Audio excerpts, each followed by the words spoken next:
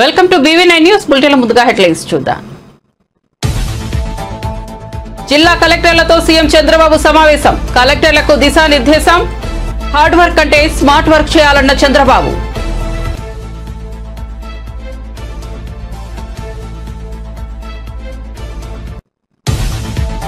జిల్లా కలెక్టర్లతో సమావేశానికి హాజరైన పవన్ కళ్యాణ్ గత ప్రభుత్వం వల్ల వ్యవస్థల మూలాలు కదిలిపోయాయని వ్యాఖ్యలు. ప్రజల కోసమే కూటమిగా ఏర్పడ్డామని వెల్లడి.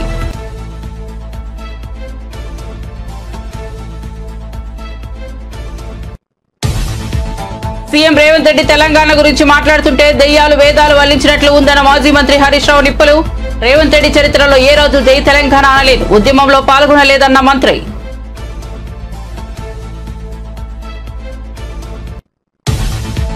మరింత ముదిరిన మంచు ఫ్యామిలీ వివాదం. మంచు విష్ణు మీడియా సమావేశం. ప్రతి ఇంట్లో ఇలాంటి సమస్యలు ఉంటాయని వ్యాఖ్య. ఓ తండ్రిగా మనోజ్ పై మోహన్ బాబు తక్కువగానే రియాక్ట్ అయ్యారన్న విష్ణు.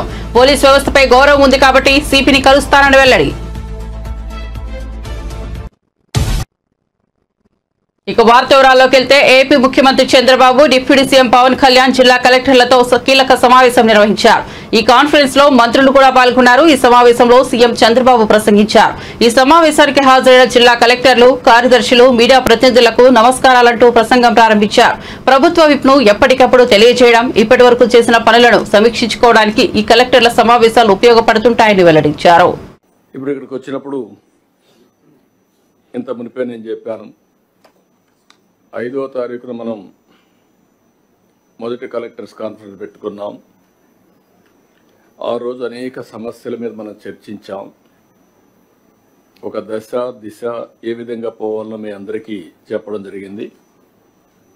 6 నెలల్లో 2వ కాన్ఫరెన్స్ పెట్టుకున్నాం. ఆ రోజు మరీ చీకట్లో ఉన్నాం. ఇప్పుడు కొద్దిగా వెలుగు కనపడుస్తూ ఉంది, కానీ ఇంకా వెలుగులోకి రాలేదు. మనం ఆ పరిస్థితిలో వచ్చాం. నేను ఎప్పుడు చెప్పేవాడిని, రాష్ట్రం వెంటిలేటర్ పైన ఉందని.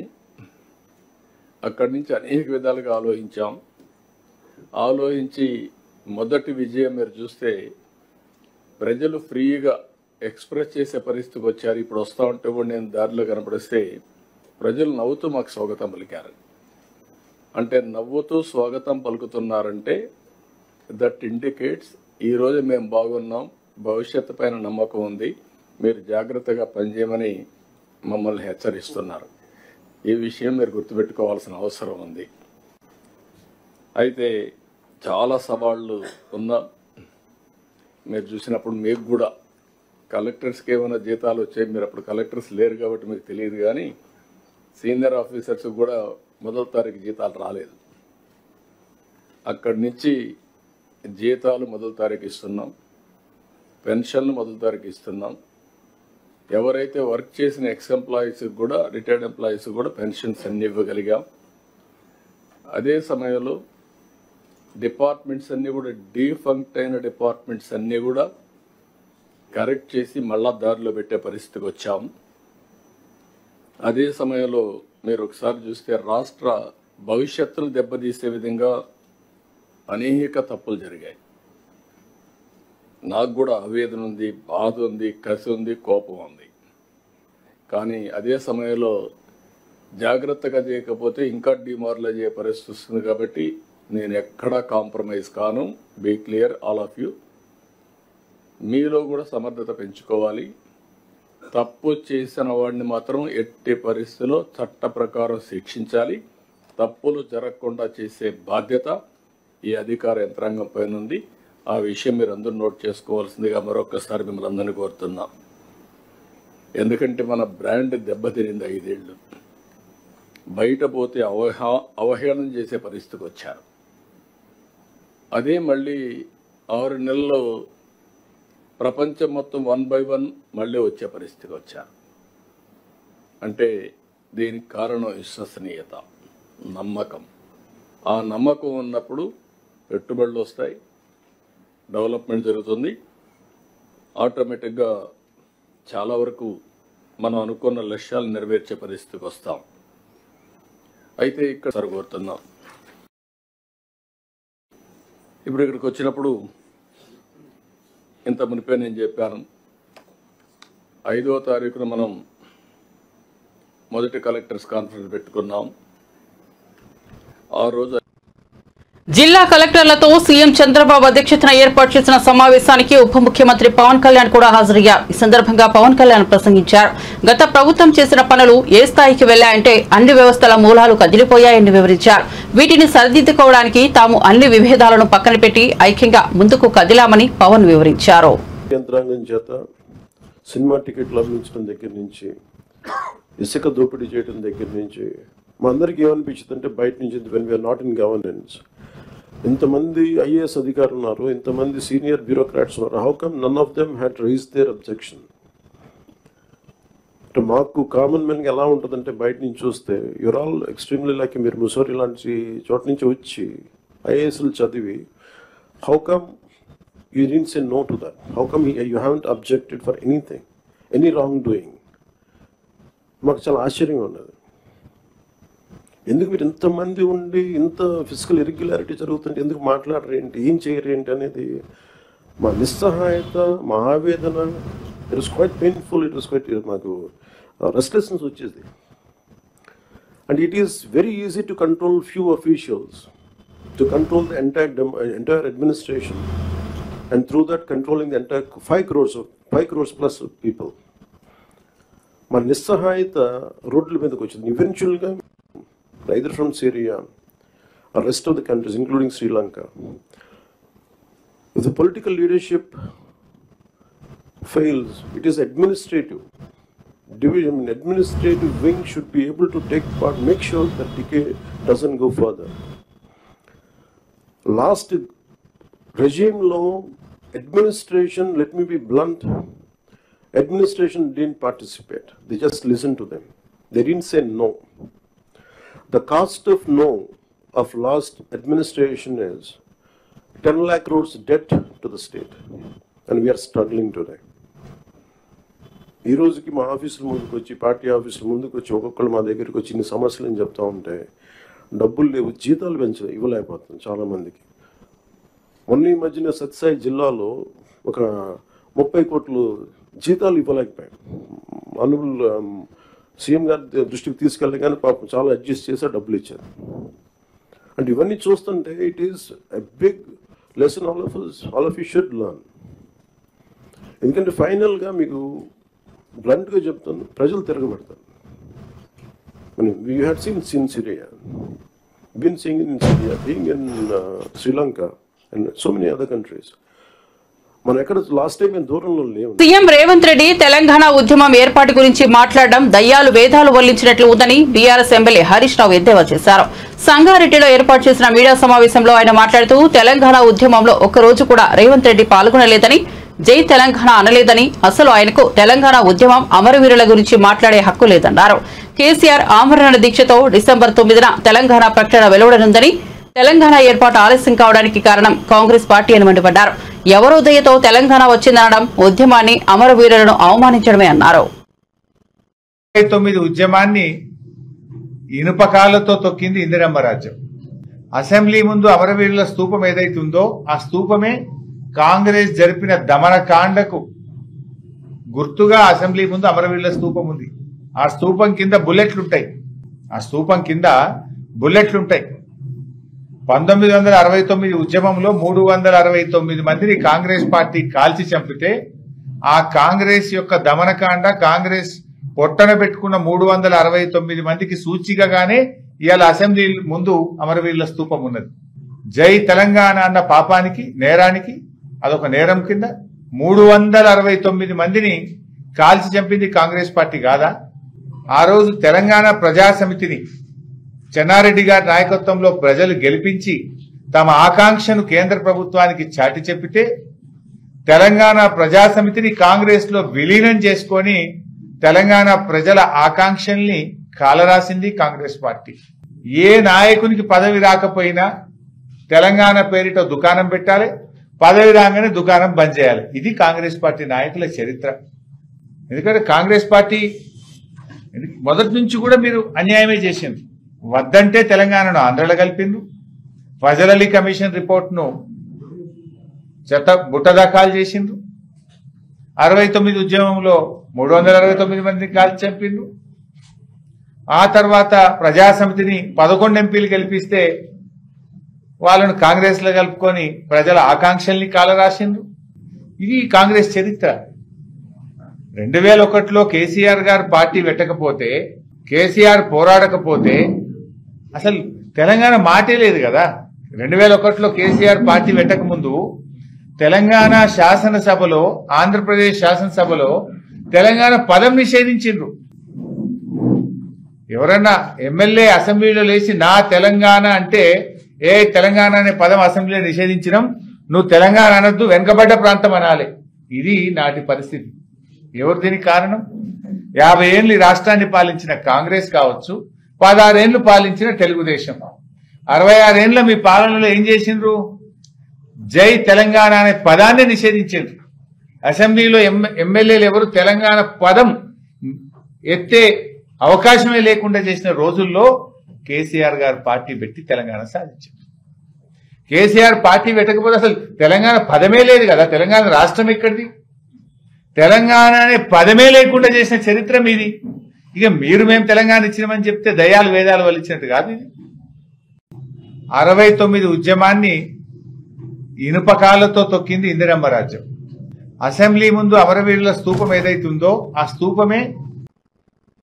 కూటమి ప్రభుత్వంపై మాజీ సీఎం జగన్మోహన్ రెడ్డి ఫైర్ అయ్యారు. ప్రకాశం జిల్లా వైఎస్ఆర్ కాంగ్రెస్ పార్టీ ప్రతినిధులతో ఆయన సమావేశం నిర్వహించారు. ఈ సందర్భంగా వైఎస్ జగన్ మాట్లాడుతూ అధికారంలోకి వచ్చిన 6 నెలలకే ఎన్నడూ లేనంత వ్యతిరేకత ఈ ప్రభుత్వంపై కనిపిస్తోందన్నారు.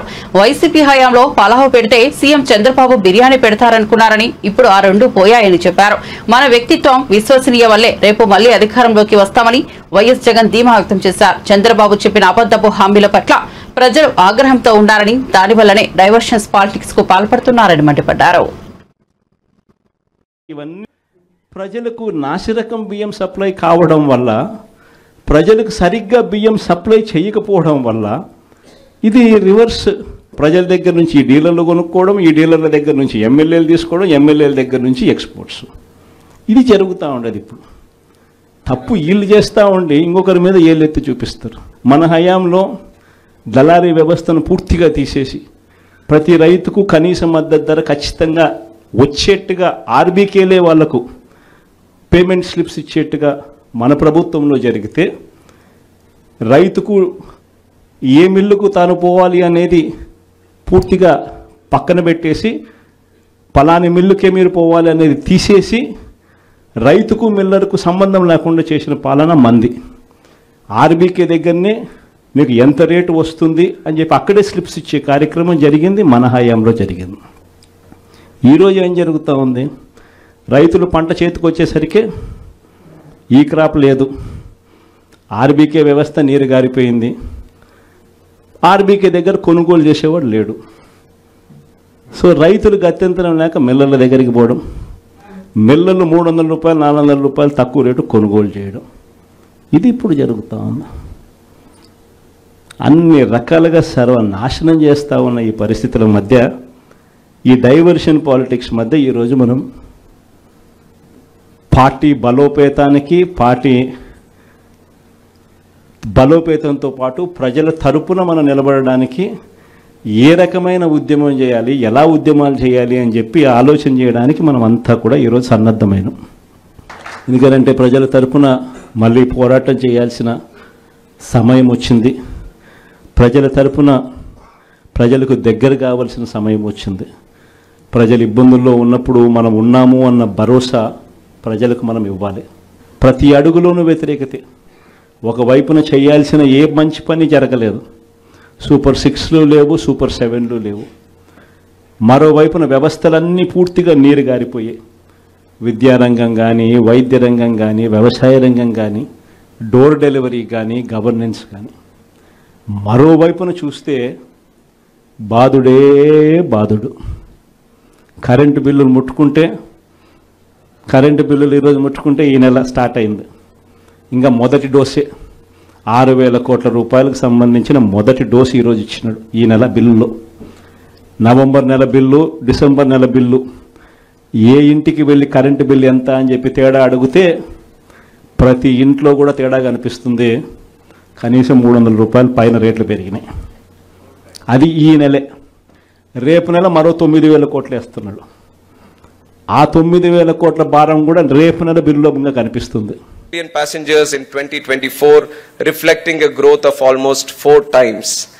The flight moments have jumped from 220 per day to more than 550 flights per day during the same period, which is quite remarkable growth. When we look at the airports across the country, we are very proud with the achievements that the Hyderabad airport has specifically achieved.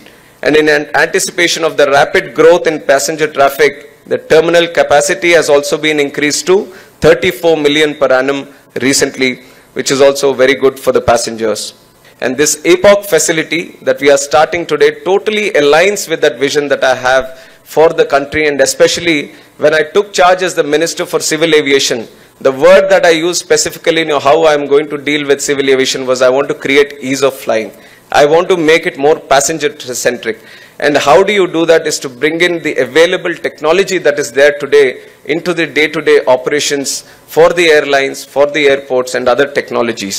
The mission to onboard people from even the remotest corners of the country onto the aircraft, which he famously says, Hawai chappal se Hawai jahaj ka safar. This has become a reality today in this country. And today, air travel is no longer a luxury or only for the elite, but a common mode of transportation for millions of Indians. So my seeing of civil aviation is more like a civilian aviation. That is what I wanted to create in this country. And my vision for the next 5 years is we have to create 50 more airports in this country itself. When this was the first PPP model, in fact, his vision was much before itself. When he was pulling in the land in Shamshabad to create a greenfield airport, at that point of time, PPP model was not at all a reality in the country. And especially airports with a capacity of 5,000 acres. It was like a political suicide only at that time, collecting 5,000 acres. But he stuck to it. New airport that's going to come to Hyderabad, then it has to have 5,000 acres. It has to have all the capacity that it needs, not only for today, not only for 5 years, but maybe for 30 years, 40 years, 50 years down the line. And that is the kind of vision our leader Nara Chandrababu Naidu had at that time. And based on that vision, the center was also, he was instrumental in creating the Greenfield Airports policy also, which was then mastered by the central government. So he was a key instrumental figure on how we are seeing the growth of airports today, especially with the private stakeholders coming in and operating these airports. He was one of the key mastermind where he brought in this whole concept into the airport system, which is connected to around 90 destinations across the country and international, has seen the highest passenger growth in the country from about 6.5 million passengers in 2010 to 25 million passengers in 2024, reflecting a growth of almost 4 times. The flight moments have jumped from 220 per day to more than 550 flights per day during the same period, which is quite remarkable growth. When we look at the airports across the country, we are very proud with the achievements that the Hyderabad airport has specifically achieved. And in anticipation of the rapid growth in passenger traffic, the terminal capacity has also been increased to 34 million per annum recently, which is also very good for the passengers. And this APOC facility that we are starting today totally aligns with that vision that I have for the country, and especially when I took charge as the మంచు family వివాదం మరింత ముదిరిన విషయం తెలిసిందే. ఈ నేపథ్యంలో మంచు విష్ణు తాజాగా media సమావేశం నిర్వహించారు. ఈ సందర్భంగా ఆయన కీలక వ్యాఖ్యలు చేశారు. ఈ ప్రెస్ మీట్ లో మంచు విష్ణు మాట్లాడుతూ, ప్రతి ఇంట్లో ఇలాంటి సమస్యలు ఉంటాయి కాబట్టి ఈ విషయాన్ని పెద్దదిగా చేయడం తగదు. ఇది నా రిక్వెస్ట్. నిన్న జరిగిన దాడిలో నాన్నకు గాయాలయ్యాయి. కుటుంబ గొడవల కారణంగా మా అమ్మ ఆసుపత్రి పాలైతే గేట్లు పగలగొట్టుకుని మరీ మనోజ్ లోపలికి వచ్చాడు. ఓ తండ్రిగా మనోజ్ పై నాన్న తక్కువగానే రియాక్ట్ అయ్యారు. మమ్మల్ని అతిగా ప్రేమించడమే మా నాన్న చేసిన తప్పు. మేము కలిసిమెలిసి ఉంటామనుకున్నా, కానీ దురదృష్టవశాత్తు ఇలా జరిగింది. మేము మళ్లీ తిరిగి కలుస్తామని ఆశిస్తున్నా. జరిగిన గొడవలో ఒక రిపోర్టర్ కు గాయాలయ్యాయి. అది దురదృష్టకరం. మీడియా వారికి ఆయన నమస్కరిస్తూ వచ్చారు, కానీ అలా జరిగిపోయింది. గాయపడిన రిపోర్టర్ ఫ్యామిలీతో టచ్ లో ఉన్నాము. ఉద్దేశపూర్వకంగా మేము ఎవరిపై దాడి చేయలేదన్నారు. టీవీ విజువల్స్ మీరు కానీ కరెక్ట్గా చూస్తే, అండ్ నిన్న జరిగిన సంగతి, ఒక టీవీ రిపోర్టర్ ఆయనకి గాయాలు తగలడం, ఇట్ ఈస్ రియలీ అన్ఫార్చునేట్. ఉద్దేశపూర్వకంగా ఎవరిని హర్ట్ చేయాలని లేదు. నిన్న మీరు విజువల్స్ చూస్తే టీవీ విజువల్స్ మీరు కానీ కరెక్ట్గా చూస్తే గేటు పగలగొట్టుకొని తోసుకొని గేట్ ఎరగొట్టి లోపలికి వచ్చేటప్పటికి ఒక తండ్రిగా ఆయన రియాక్ట్ అయిన విధం చాలా తక్కువని నా భావన. కానీ ఆయన ముందుకొచ్చి మీరు విజువల్స్ కరెక్ట్గా చూసుకున్నారంటే ఆయన మీడియా వాళ్ళకి నమస్కరిస్తూ ముందుకొచ్చారు. ఆయన చేతులు జోడించి నమస్కరిస్తూ ముందుకు వస్తే ఎవరో ఒకరు ముందుకొచ్చారు, ఏదో మొహం మీద పెట్టారు. ఆ హీట్ ఆఫ్ ద మూమెంట్లో జరిగిందే కానీ ఉద్దేశపూర్వకంగా ఒక వ్యక్తిని కొట్టాలని కానీ ఒక వ్యక్తి పైన ఆగ్రహం చూపించాలని కానీ వ్యక్తిగతంగా లేదు. ఆయన గాయపడిన ఆయన వాళ్ళ ఫ్యామిలీతో నేను టచ్లో ఉన్నాను, వాళ్ళ ఫ్యామిలీ మెంబర్తో మాట్లాడాను. వాళ్ళకి చెప్పాల్సింది మేము చెప్పాం. We are in touch with them and it is a really unfortunate incident. I wish this did not happen. ఇది జరుగుండకూడదు. It's really unfortunate. తన కుటుంబంలో జరుగుతున్న వివాదం నేపథ్యంలో హీరో మంచు మనోజ్ తీవ్ర భావోద్వేగానికి గురయ్యారు. తాజాగా ఆయన మీడియాతో మాట్లాడారు. ఈ సందర్భంగా తన తండ్రి మోహన్ బాబు, అన్న విష్ణు తరపున జర్నలిస్టులకు క్షమాపణ చెప్పారు. ఇలాంటి రోజు వస్తుందనుకోలేదని, తన కోసం వచ్చిన జర్నలిస్టులకు ఇలా జరగడం బాధాకరమన్నారు. జర్నలిస్టుల కుటుంబాలకు ఎప్పుడూ తోడు ఉంటానని మనోజ్ అన్నారు.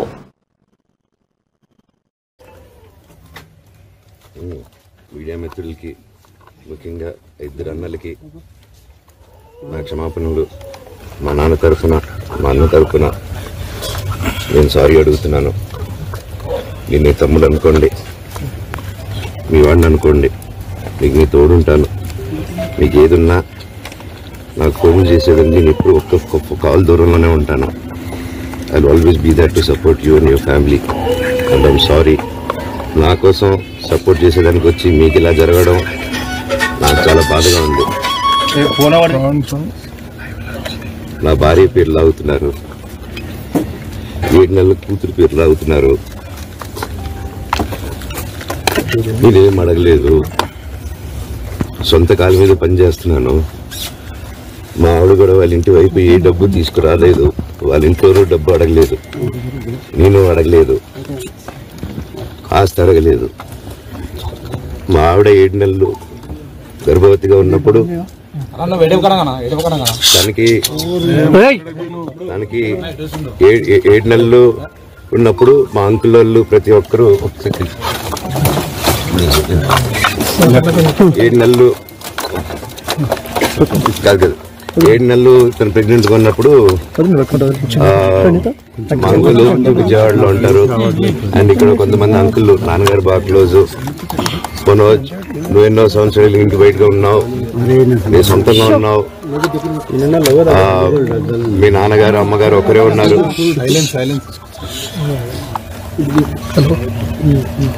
మీ నాన్నగారు అమ్మగారు ఒకరే ఉన్నారు. మీ అన్నయ్య ఏమో దుబాయ్కి షిఫ్ట్ అయిపోయాడు ఫ్యామిలీతో. ప్రయత్నాలు మొదలుపెట్టిన వెంటనే ఫలితాలు రావని, నిరంతర ప్రయత్నాలతోనే ఫలితాలను రాబట్టుకోవచ్చని ఏపీ ముఖ్యమంత్రి చంద్రబాబు పేర్కొన్నారు. మంత్రి లోకేష్ నిరంతర ప్రయత్నం కృషి వల్లే గూగుల్ కంపెనీలతో ఎంఓయూ కుదిరిందని వివరించారు. ఈ మేరకు ఏపీ సచివాలయంలో నిర్వహించిన కలెక్టర్ల సదస్సులో మంత్రి నారా లోకేష్ ను చంద్రబాబు మెచ్చుకున్నారు. గూగుల్ కంపెనీ ఏర్పాటుకు కుదిరిన ఎంఓయూతో విశాఖలో అభివృద్ధి మరింత ఊపందుకుంటోందని చెప్పారు. ప్రతి సంక్షోభంలోనూ అవకాశాలు ఉంటాయని చెప్పారు. సంక్షోభంలో అవకాశాలు సృష్టించుకోవడమే నాయకత్వ లక్ష్యమన్నారు. హార్డ్ వర్క్ ముఖ్యం కాదు, స్మార్ట్ వర్క్ కావాలని చెప్పారు. ప్రజా చైతన్యమే ప్రజాస్వామ్యానికి శ్రీరామ రక్ష అని చంద్రబాబు పేర్కొన్నారు. Project it is about true delivery of services to the end man. ఇది దయచేసి అందరూ సీరియస్ గా తీసుకోమని కోరుతున్నాను. ఎప్పటికీ బ్యాక్ ఎండ్ ఎప్పటికీ చేస్తున్నారు. ఎప్పటి నుంచి ఆపరేషన్ ఏది మనం తయారు చేసినా యూజర్స్ ఫ్రెండ్లీగా ఉండాలి. అల్టిమేట్ గా what is the value addition they can give, they have to explain. Private కి వాళ్ళు ఇంత చేయడం లేదు. గవర్నమెంట్స్ తో కోఆర్డినేట్ చేసి for better governance they want do. నా లెక్క ప్రకారం ఇప్పటి వరకు ఇండియా ఎక్కడ చేయలేదు. ఏ గవర్నమెంట్ కూడా స్టాండ్ అలోన్ సిస్టమ్ లో చేస్తున్నారు. First of it's kind integrate approach.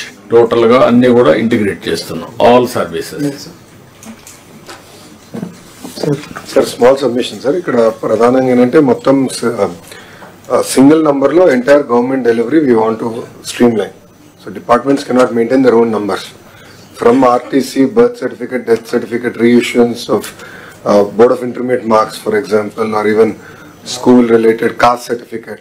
There's a lot of rent seeking, there's a lot of corruption, there's a lot of political interference. CM direction is to remove that. Second, ikkada unna collectors andaru కోరేది కూడా process re-engineering is our priority as a government. పాత చట్టాలు ఎన్ని ఉన్నాయి, we want to take a look at everything. మీరు field లో ఉన్నారు కనుక మీరు ఫీడ్బ్యాక్ దినేష్ గారికి ఇస్తే how do we improvise our entire process. Great example of it is APAR ID. APAR start చేసిన తర్వాత సమస్యలు ఏంటో తెలుసుకున్నాం. ఇది 80% సాధించిన తర్వాత సమస్యలు మొదలైనవి. నాకు తెలిసినట్టు మొత్తం పాజ్ చేసి we went back on it. Then came the question, who can reissue a birth certificate? What is the legal framework on reissuing a birth certificate? So మేము అంత డెప్త్కి వెళ్తున్నాం డిపార్ట్మెంట్లో. మీరు కూడా కలెక్టర్లు అందరూ డెప్త్కి వెళ్ళి ఈచ్ అండ్ ఎవ్రీ ప్రాసెస్ని మనం రీఇంజనీర్ చేసి దెన్ డిజిటైజ్ చేయాలి. మన ప్రభుత్వము ఆల్రెడీ బ్రోకెన్ ప్రాసెస్ని డిజిటైజ్ చేస్తాం కాదు, ఆ రీఇంజనీరింగ్ అనేది జరగాల్సిన అవసరం ఉంది. సో ఫీల్డ్లో మీరు ఉంటారు కనుక మీరు కూడా ఫీడ్బ్యాక్ ఇస్తారు. దాని సో గవర్నమెంట్ ఎప్పటికీ చేస్తున్నారు. మనం స్టార్ట్ చేస్తాం. QR code put it on block chain. Before we launch you have to ensure that is done also. E-passbook is different, but even birth certificate ఇచ్చినాక ఒక type of paper man ఇవ్వాలి. I am not challenging that. Why do we need to give it on a separate paper? It can be given on any white paper as long as QR code is there and data is on blockchain. KCR ప్రభుత్వం ఏర్పడిన వెంటనే ఖచ్చితంగా పాత తెలంగాణ తల్లి విగ్రహాన్ని secretariat ఆవరణలో ప్రతిష్ఠిస్తామని Kukatpally MLA Madhavaram Krishnarao కీలక వ్యాఖ్యలు చేశారు. కేపీహెచ్బీ కాలనీ డివిజన్ పరిధిలోని తెలంగాణ తల్లి విగ్రహానికి ఆయన క్షీరాభిషేకం చేశారు. ఈ సందర్భంగా ఆయన మీడియాతో మాట్లాడుతూ రాష్ట్రంలో చేయాల్సిన అభివృద్ధి పనులను పక్కన పడేసి సంస్థల పేర్లు విగ్రహాలను మార్చడమే సీఎం రేవంత్ రెడ్డి పనిగా పెట్టుకున్నారా అని ప్రశ్నించారు. కాంగ్రెస్ ప్రభుత్వం తెలంగాణ తల్లిని తీసేసి బతుకమ్మ లేని కాంగ్రెస్ తల్లి విగ్రహాన్ని పెట్టడం దుర్మార్గపు చర్య అని మండిపడ్డారు. 1969లో ఆనాడు కాంగ్రెస్ సర్కార్ ప్రత్యేక రాష్ట్రం ఇవ్వకుండా మోసం చేసిందని ఆరోపించారు. కేసీఆర్ ఆమరణ నిరాహార దీక్షతోనే ప్రత్యేక రాష్ట్రం కల సాకారమైందని కృష్ణారావు అన్నారు. తెలంగాణ రాష్ట్రం ఏర్పడక ముందు కేసీఆర్ గారి నాయకత్వంలో 2007లోనే కళాకారులు, ఉద్యమకారులు, శిల్పీలంతా ఏకమై తెలంగాణ రాష్ట్రం ఏర్పడాలి, రాష్ట్రాన్ని సాధించుకోవాలనేటువంటి ఆలోచనతో 2007లో తెలంగాణ తల్లి విగ్రహాన్ని రూపకల్పన చేసుకొని ఆ రోజే ప్రతిష్ఠ చేయడం జరిగింది.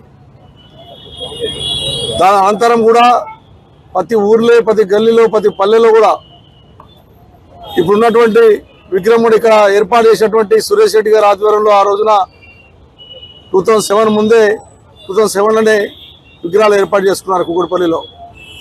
మరి తెలంగాణ రాష్ట్రం మొత్తంలో కూడా ఆ రోజు ఉన్నటువంటి కాంగ్రెస్ పార్టీకి సంబంధించినటువంటి ఎమ్మెల్యేలే కానీ, కాంగ్రెస్ పార్టీ యొక్క కార్యకర్తలే కానీ ఉద్యమం సమయంలో ఆ టైంలో ఈ తల్లికే పూజ చేసే సందర్భాలు చూసాం.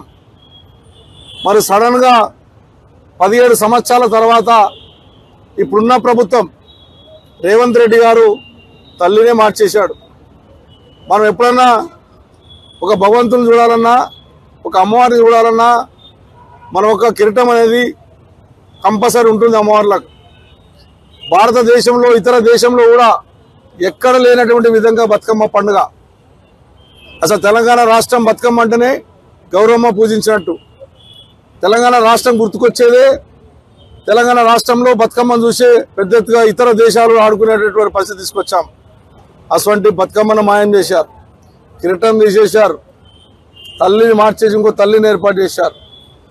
ఈ రాష్ట్రానికి ప్రజల సేవ చేయాలి తప్ప గత ప్రభుత్వాలు చేసిన పేర్లు చేంజ్ చేసి కొత్త పేర్లు పెట్టడం అనేది ఈ దుర్మార్గమైనటువంటి ఆలోచన. ఇలా మీరు చేంజ్ చేస్తారు, మేము వచ్చినాక మేము చేంజ్ చేస్తామన్నటువంటి ఆలోచన కరెక్ట్ కాదు. ఆ రకమైనటువంటి ముఖ్యమంత్రి గారు కేసీఆర్ చేసినటువంటి ఉద్యమం కేంద్రంలో కాంగ్రెస్ పార్టీ ఉంది కాబట్టి ఆ రోజుల్లో అన్ని పార్టీలను మెడ వంచి. బులెటిన్ ముగించే ముందు హెడ్లైన్స్ మరోసారి చూద్దాం. జిల్లా కలెక్టర్లతో సీఎం చంద్రబాబు సమావేశం. కలెక్టర్లకు దిశానిర్దేశం.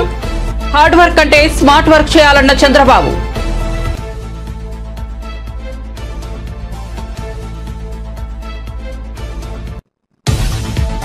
జిల్లా కలెక్టర్లతో సమావేశానికి హాజరైన పవన్ కళ్యాణ్ గత ప్రభుత్వం వల్ల వ్యవస్థల మూలాలు కదిలిపోయాయని వ్యాఖ్యలు. ప్రజల కోసమే కూటమిగా ఏర్పడ్డామని వెల్లడి.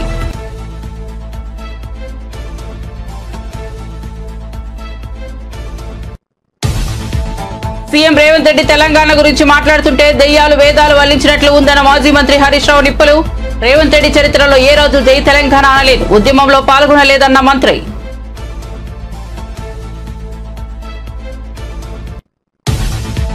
మరింత ముద్రేయడం మంచు ఫ్యామిలీ వివాదం. మంచు విష్ణు మీడియా సమావేశం. ప్రతి ఇంట్లో ఇలాంటి సమస్యలు ఉంటాయని వ్యాఖ్య. ఓ తండ్రిగా మనోజ్ పై మోహన్ బాబు తక్కువగానే రియాక్ట్ అయ్యారన్న విష్ణు. పోలీస్ వ్యవస్థపై గౌరవం ఉంది కాబట్టి సిపిని కలుస్తానని వెల్లడి. ఇవి బులెటిన్ విశేషాలు. చూస్తూనే ఉండండి BB9 న్యూస్.